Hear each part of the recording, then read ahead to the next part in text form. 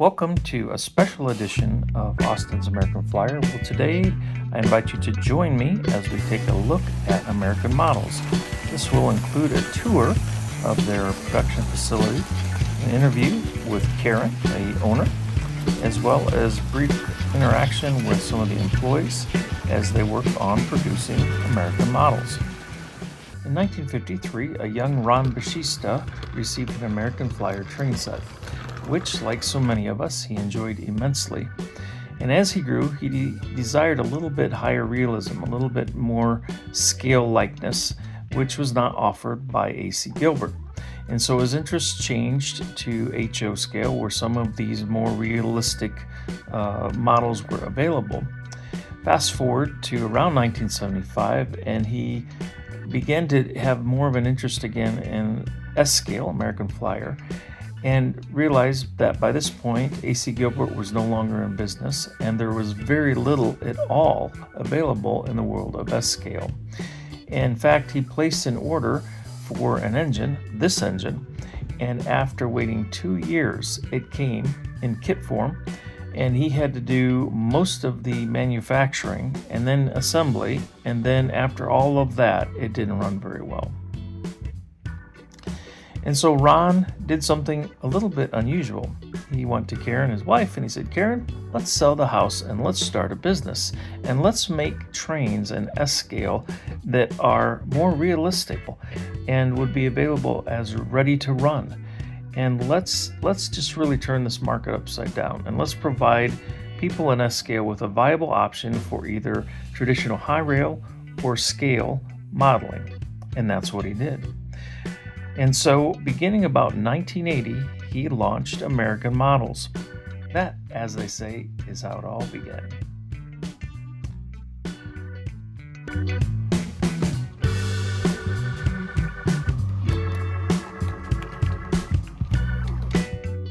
Thank you for having me today, and it's been a real tour of monumental proportions to be at a facility that produces something I enjoy so much. So thank you for letting me walk around and talk with the guys, and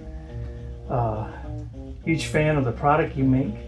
And as I heard Corvin and Gerard talk a little bit more about some of the details, it just reinforced that all the more. Everything from your metal gearbox to your sprung drive wheels on the diesels is just incredible detail to some of the small things that make the big difference. So. Oh, for sure. And a lot of people don't really understand what goes into making a locomotive, and there is a lot involved, for sure.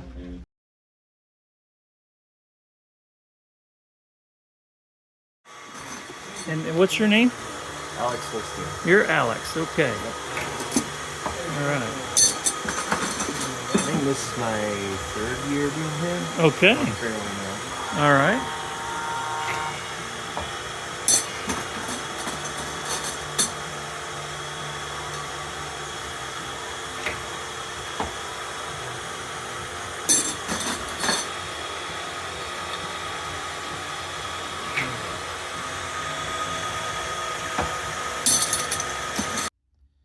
One of the things that surprised me a little bit about the experience I had at American Models was just the diversity that exists within their manufacturing and assembly process.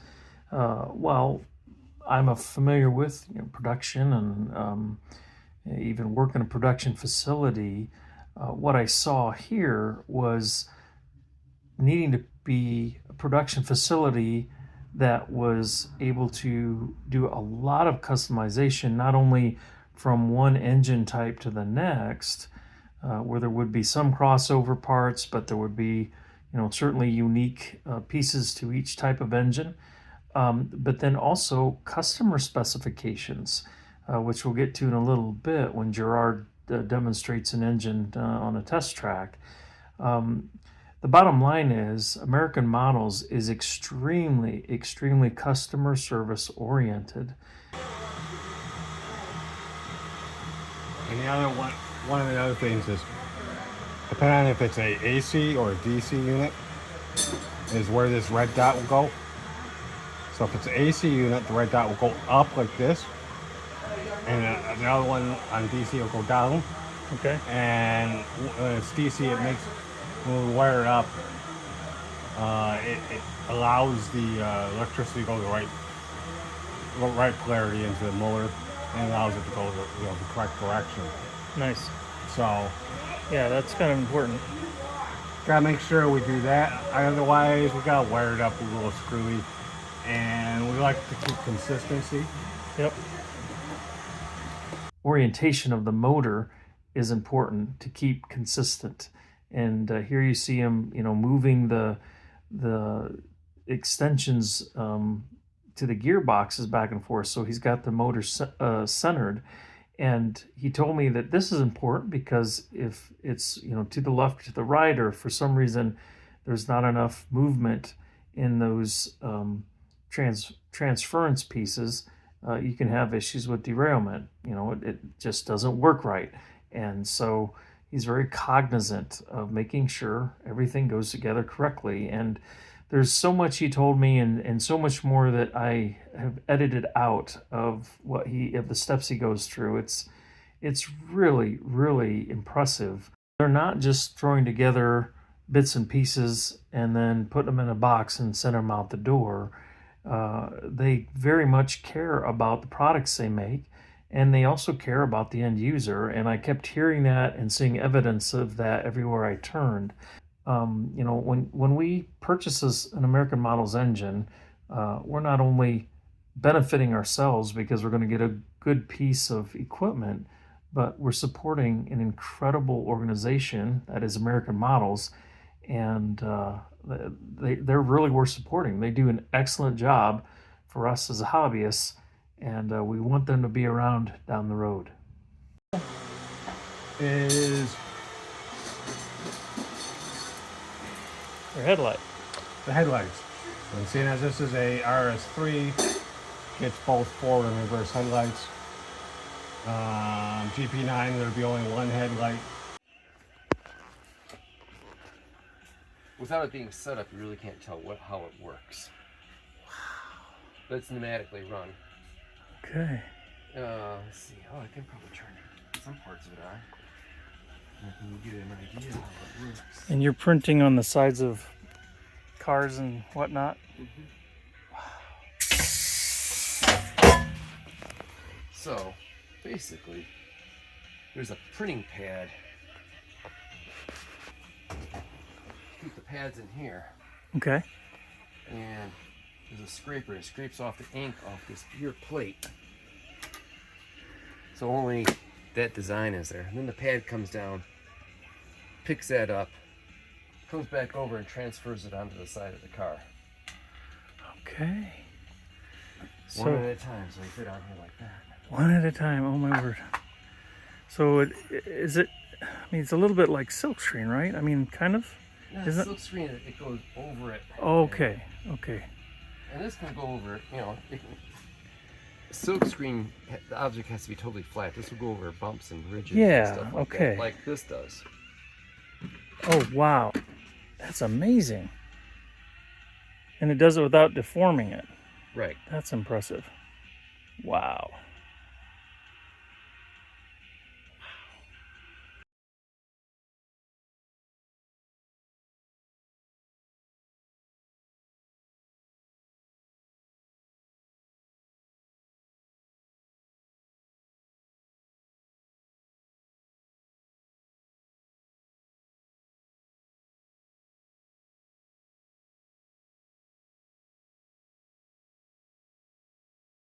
You said this is one you just built this morning? Yeah, this morning, this was just a frame with a couple gearboxes.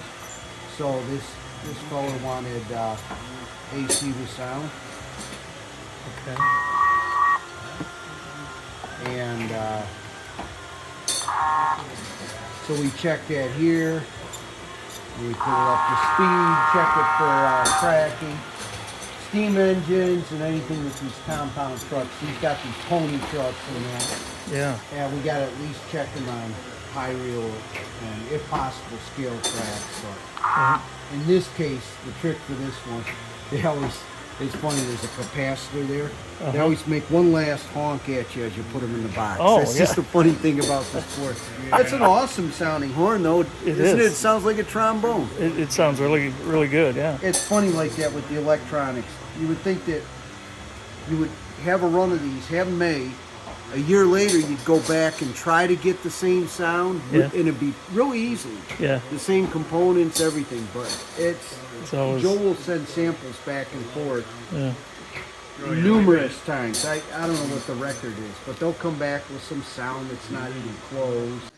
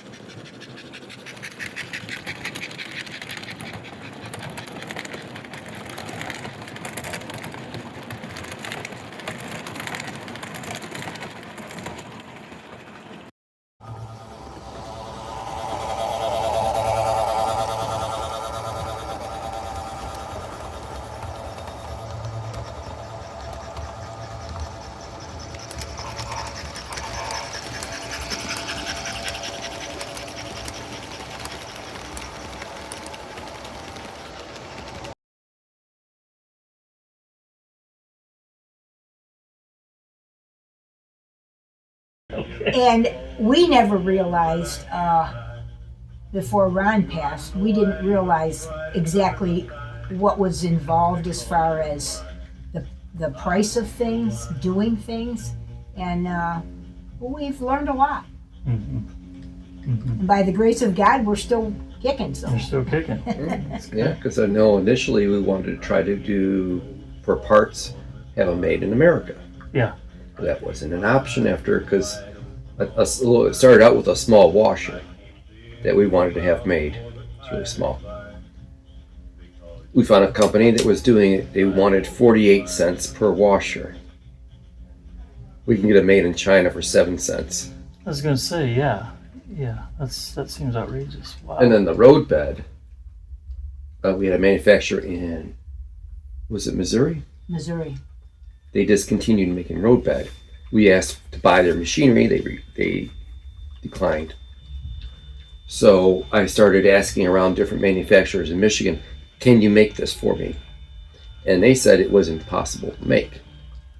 The road bed, it's trapezoid shape. Right. So then I sent it over to China.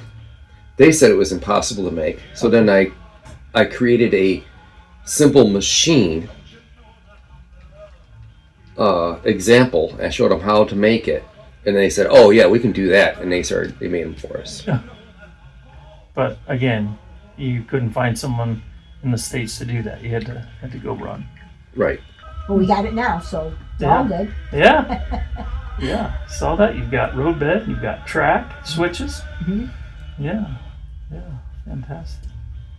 So talk a little bit about what you see the future of American models being. What do you have kind of things that are not a problem to share that are going to be up and coming? That We plan on doing a project that Ron originally started, was the Vandy Tender steam engine. There's an example up there. Almost all the tooling is done except we need a manufacturer, and we're still working on that, and we're making a new soundboard. After that, we plan on doing some more modern cars, coil cover cars, maybe a little bit longer box car. We got the 50-foot, but if we do one that's a little longer, it might jump into something that could actually be present day. And the coil cars are still being used. Mm-hmm. That's probably as far as we can see at the moment. Mm-hmm. Also rerunning the SD60s eventually sometime. Okay. And those are still out there. Okay. Are there any other engines that you've run in the past that maybe you'd consider rerunning again? Well, there's some locomotive diesels that we have shells for that we can paint and print and do different road names. Right, because we just did a fresh run of PAs, and we did the PA frames. We have to have the gearboxes made. We have a company down in Ohio that does the zinc casting for us, Okay. so we can get those run again. Cool. We actually have recently gotten together with a couple other manufacturers, Okay. and it's going to be introduced at the S-Fest in St. Louis, and we're doing a transfer station, Oh, wow. animated transfer station. Okay. So, and there's going to be the building and the animation, and then they can have the option of having a freight car go along with that. So they'll actually have a discount, be able to get a voucher for like $45.50 worth of towards something. Oh, wow. Yeah, Oh, man. that's pretty exciting. That is. Yeah. So I imagine the car would be American models. Are you also doing anything else with the structure or No, we're not doing anything with the structure. Okay. All we're doing is with the car. with the car? Okay. Yeah, and they might have like a trailer also, Oh, because this transfer station can have the trailer like on one side and then the track on the other side where the Okay. boxcar, whatever kind of car, Yeah. gondola, pulls up, and then the guy on the pallet jack comes around and, All right. so Well, those folks. that's pretty exciting. Yeah. So that's going to be revealed at St. Louis. Right, Oh, right. fantastic. Yep. Oh, good. I guess just to get it on video, we talked a little bit about this off camera, but you mentioned you have a tremendous amount of stock. So sometimes the website will say there's only one left or whatever, but generally you have a lot of stock that's just not ready to be sold. Correct. A Yeah. lot of stock, and we have a lot of parts that a lot of people don't know about. Okay. So any modeler that wants to repair their engine or fix a freight car or something like that, we've got the parts for them to do that. And if someone's interested in something that they don't see on your website, is it a good idea to just reach out and say, hey, is there any chance? Absolutely. Yeah. Okay. Yep. Okay. Yeah, as stated, you can call up and talk to people that actually handle and package the orders. Wow. Well, thanks for sticking with me today. I hope you found this video informative and interesting. And I'm just going to go ahead and summarize the whole entire purpose of this video is to garner support for American models. It's not that there aren't others doing things to get some more products into the S-scale world, but American models really is the big guy on the block. And they're the only ones that are doing both high rail and scale. And they've got repair parts, they've got both engines and cars and track and all kinds of other things. So they really do have a lot to offer, and there's more they can offer if we can get behind them. So please, please, please, every chance you get, buy stuff from them. And if there's something you want and either it's out of stock or you're not sure if they have it, give them a call. It's rare that in this day and age that we can pick up a phone and call a company and actually talk to the people that work there, people that design things, the people that handle things, the people that package things. And that's what you get. It's a small town company that does a great job caring for its customers. So let's get behind them as much as we can. And for those of you that have dreams of something that maybe you don't see offered, if you've got deep pockets especially, check with them. They have some ways to make things happen if the funds are there. So anyhow, I think that's clear enough. All right, until next time, thanks so much for stopping in today. I hope you enjoyed this. Keep playing with those S-scale trains. And until next time, take care. God bless. We'll see you. Bye-bye.